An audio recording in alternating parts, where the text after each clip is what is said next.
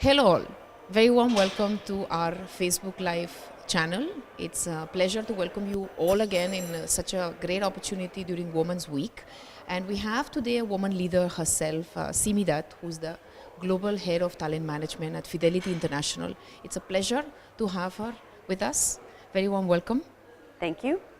So today we're going to have a discussion on global trends, on what they mean for the HR community, what's happening on the predictability space, and then really go a little deeper on even how organizations can leverage the power of gender diversity, considering this is the Women's Week. So very warm welcome, Simi. Welcome to India. Is this the first time that you're... No, actually it's my third time in the past 15 months, so I'm delighted to be here again. Wonderful. Thank you for giving us your time. Well, thank you for inviting me. It's great. So you have been in Fidelity now over a year and a half, part of a lot of the transformational work, but you've been in banking as well for a very long time, in global and regional roles. So I'd love to know from your side, when you look back at your career and you've really seen businesses evolve, what's happening from business context, what you think is unique of the times we live in? Yeah.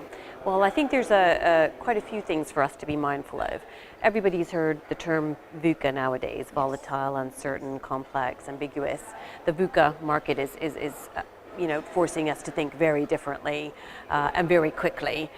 Client expectations is another big dynamic. We are now being benchmarked against best in class, particularly in banking. It's less about whether or not you're benched against the best asset manager or the best retail bank. It's about those who are best in customer service. Yep.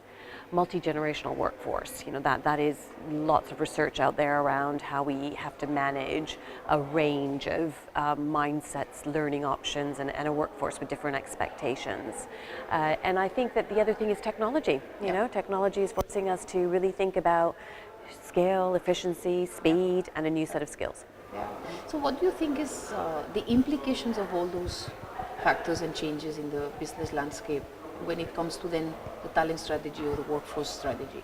Sure, there's quite a few implications, but I think a few really come to mind that I think are the things that might be the biggest impact and changes we need to be mindful of. One is, I think, about leadership depth and breadth. Okay. We're no longer need leaders who are just domain experts. They're having to be forced to look across a range of scenarios and a range of options across the value chain in order to make more informed decisions. I think that's a key thing.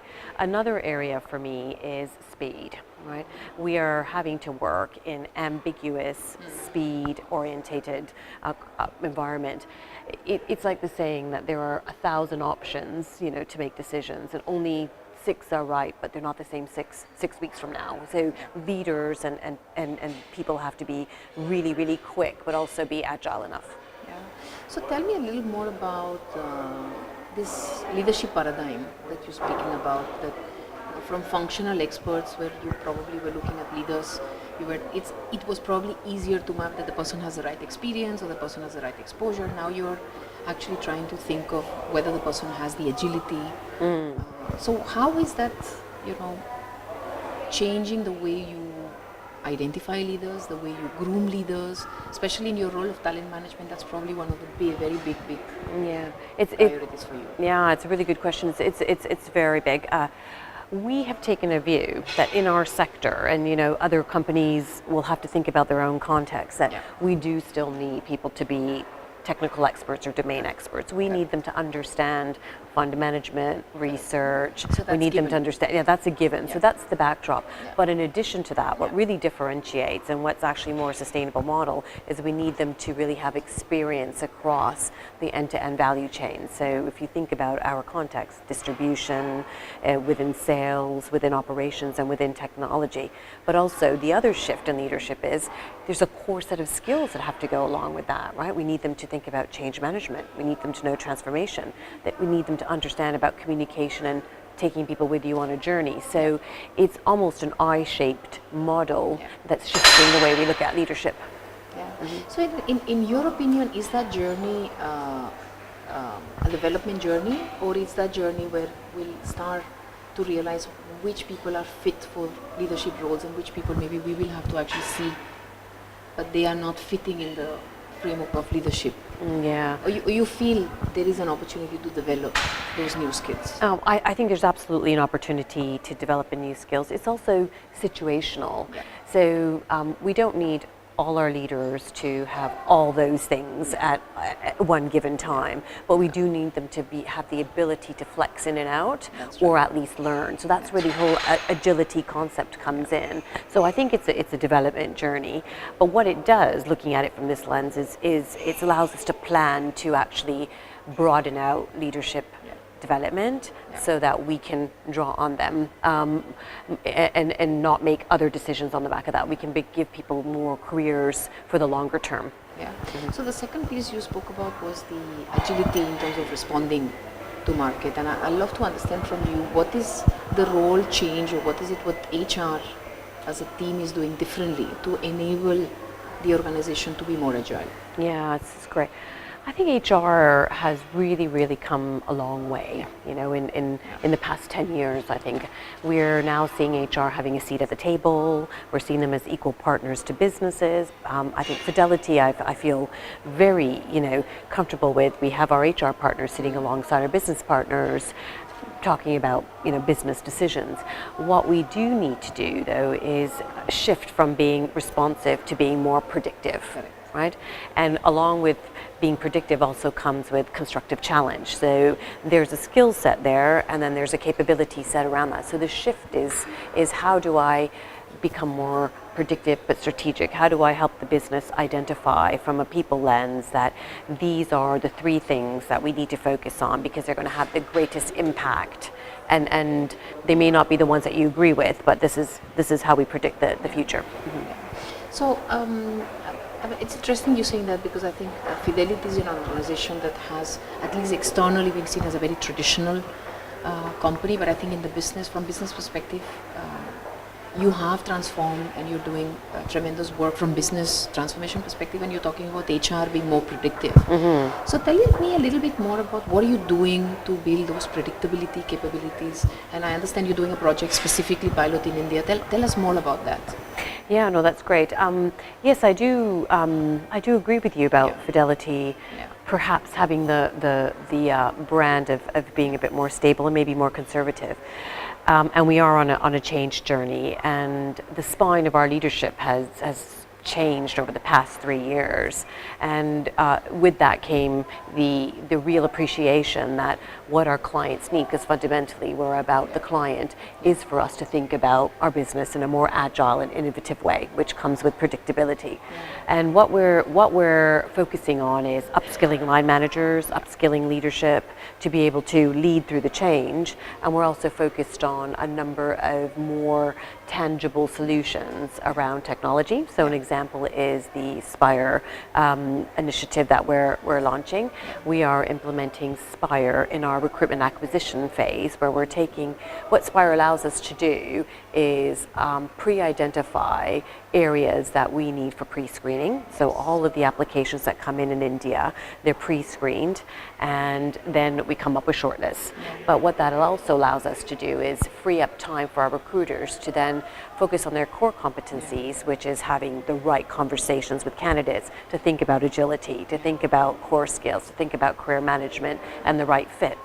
And in addition to that, what Spire allows us to do is take all that information, pump it back into the system, and say, actually, how do we predict who is the right candidate for our organization? That's right. So is there a plan to scale that up globally?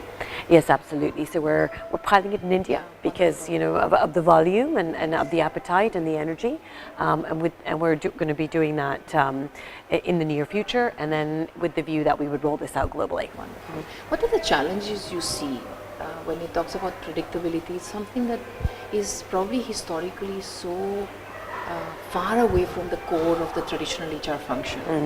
What are the things that you think we do struggle as HR professionals when it comes to leveraging machine learning, leveraging AI, leveraging bots, technology, things which are a little, really ahead of the curve, which are great opportunities for us as HR professionals, but this is something that was very far from anything we ever did before. Yeah, it's a great question.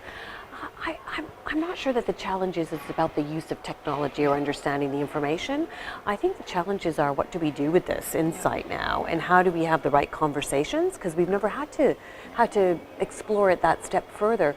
We are a data-orientated, stats-orientated, hard information sector and business. We're very thoughtful and detailed orientated. So it's less about the technology giving us the information. It's now that I've got this great information at my hands and I've got the time to look at it, because the technology is doing this for me. How do I then structure my thoughts and have the organization, like the right conversations, start challenging with the business, and what does this mean for us in now even longer term?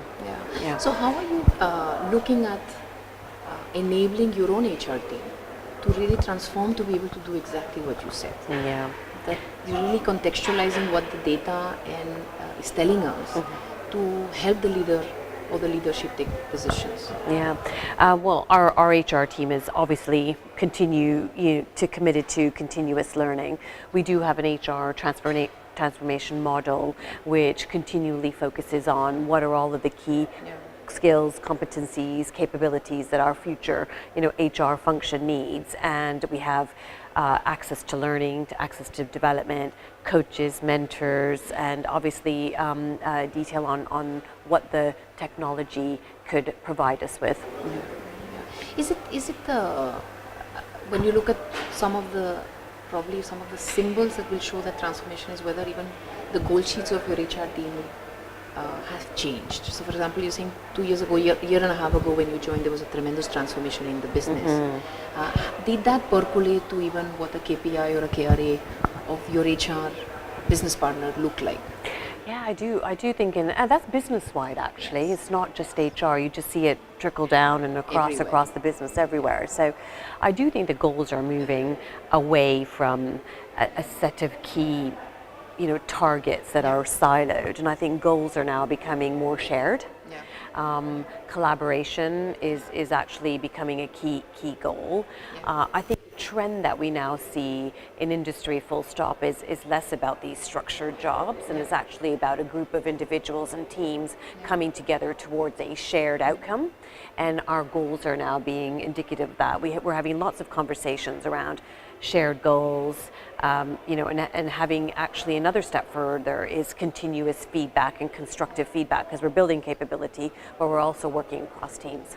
Of course I'm an outsider from banking, so maybe it's a strange question, but banking has always been seen as a very individual, that competitive environment. Now we're moving from a culture where goals are shared, collaborative is encouraged. Is there not a culture clash? We're having like this schizophrenic situation that I don't understand. It's a really interesting question, and a kind of an intellectual discussion about this.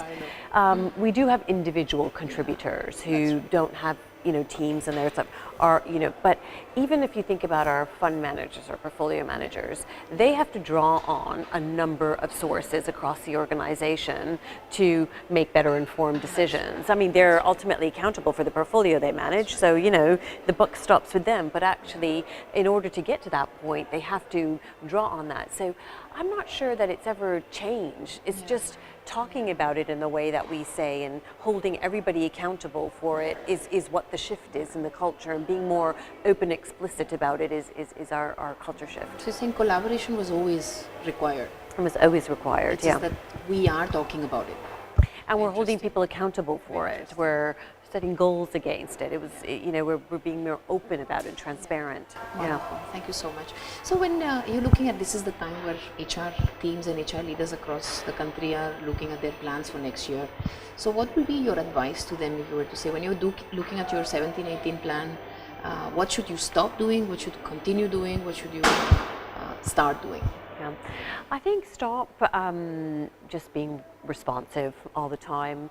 Think about how you can start to really constructively challenge your business and have those conversations. I think start to continue to do the things that you do well. Continue to do the things that you do well, which is having that seat at the table, partnering with your business, and continue to do that. But actually bring in, your ability to constructively challenge. And I think we need to start being more predictive. And we need to start being more strategic. We need to identify the areas that will have the greatest impact, and move away from having a long sort of list of a number of things that will add value, but and start to really say these are the 3 areas that will have the greatest impact, and be predictive about those conversations. Yeah, wonderful, great. So I want to, because we have the opportunity to meet you during Women's Week, and I know you are a very passionate leader, specifically when it comes to gender diversity. I'd love to ask you a couple of questions, if you're comfortable with that. Yes. On what have you seen in terms of what's the rationale? And I think a lot of research shows that there is a correlation between diversity in general, in particular or gender diversity, and business success.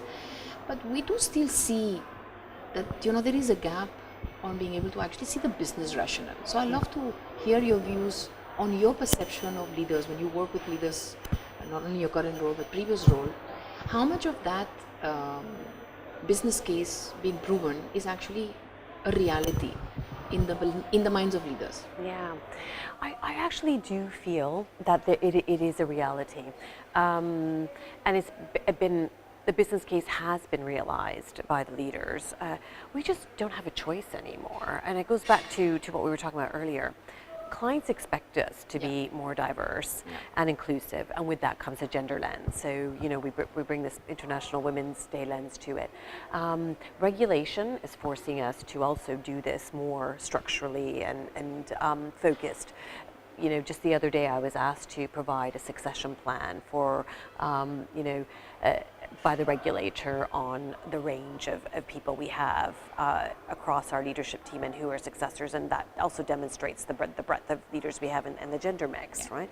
Yeah. But I think the third thing is we just don't have a choice anymore. We're a business at risk if we don't think about this from a gender lens, and we make actually better investment and business decisions if we have a range of people at the table, and that includes women. So the business case is grounded in business. Where I think that leaders might still need some support is actually understanding what to do with this information. The will is there. Sometimes the way is where they need more support. Yeah, and it's simple things as sometimes tools. Just sometimes it's a script on how to have the right conversation. But the real, I think, differentiator is that our leaders just really need to understand how they can have better conversations to drive the outcome. Tell me more about that. So you're saying the answer may just be on focusing on the leaders who have those conversations. Yes, there's a lot of research nowadays, and the more and more I read it, the more and more I actually feel it's got a lot of merit, and we at Fidelity are focusing on this core competency and this initiative. It's proven, that obviously it helps when you put focus on something. You set targets, you have programs, they are supportive and they're helpful. But what really, really differentiates, and if you go back to the points I said about VUCA, about varied careers, about a range of options, etc., what really is going to differentiate is having those real tailored contextual discussions with individuals about their career progression. And we know fundamentally that the conversations with women feel very different than with men. So it really relies on leaders and line managers being able to have the right one-to-one conversations with their teams and being able to tailor those. And that's what's really going to progress this agenda alongside of having all of the other structural places available. Yeah, wonderful. So have you started to see results on those programs? Do you think those programs are much longer term, so it will take time to start seeing those results? Yes, I think there's some quick wins that we can have. We at Fidelity in the UK, for the first time, have set gender targets, and we joined up for the Women in Finance Charter for the Treasury, but it also includes India, population. So we have declared targets around women on boards, and with that also means targets for women in senior positions. That's right, because that's your pipeline for. Yeah, absolutely. And alongside of that, there's a set of actions that we're committing to, which is taking a look at who we recruit, want more transparency on appointments process. So I do think that it does drive quite a bit of action and change. And we've really gotten it to the front of the platform. And that's what targets do. They put focus on something, so That's right. you can think about it and have the right discussions. Yeah. So my last question, when you reflect back, and you have been a very successful business leader yourself, if you were to share with us, what is probably the best advice that you have, when you look back and say, what is the best advice that you have received as a woman leader? And the second part of the question is, who are your role models and why? Yeah, the best advice I have received is very personal, actually, in that I have a lot of mentors and sponsors. And that was one piece of advice: is reach out, get some help. Don't show vulnerability, or don't be afraid to show vulnerability as a female leader. Women tend to shy away from that, as a perceived weakness. So get all the support that you want and need. But also a good piece of advice is that actually don't be afraid to be yourself. You can still be a woman in business. You don't have to alter your behavior or the way you work or what you do. Is always be yourself, because you'll then be authentic, which is a differentiator across leadership, full stop, and eventually people will catch up. So who are your role models? Yeah, I have a lot of role models because I think everybody brings different things to the platform. I actually quite admire, you may not know, Karen Brady is, she actually is a senior woman in industry in the UK, but she actually has a family. She owns a football club, so West Ham Football Club. Okay. And if you see her, she is just all woman. She likes her dresses, she speaks softly, but she manages a football team, as well as other businesses. She's also an entrepreneur. And I just think that she just is true to who she is, and that has probably got to be my role model. Great. So thank you so much. It's been fantastic having a conversation with you. I haven't even realized that time has gone past. Yes. So thank you so much, Simi. Thank you. I enjoyed the conversation immensely. Thank you. Yeah. Thanks so much. Thanks so much, all of you, for joining us. I hope you enjoyed the conversation as much as we did, and we look forward to seeing you very soon in our Facebook Live. Thank you.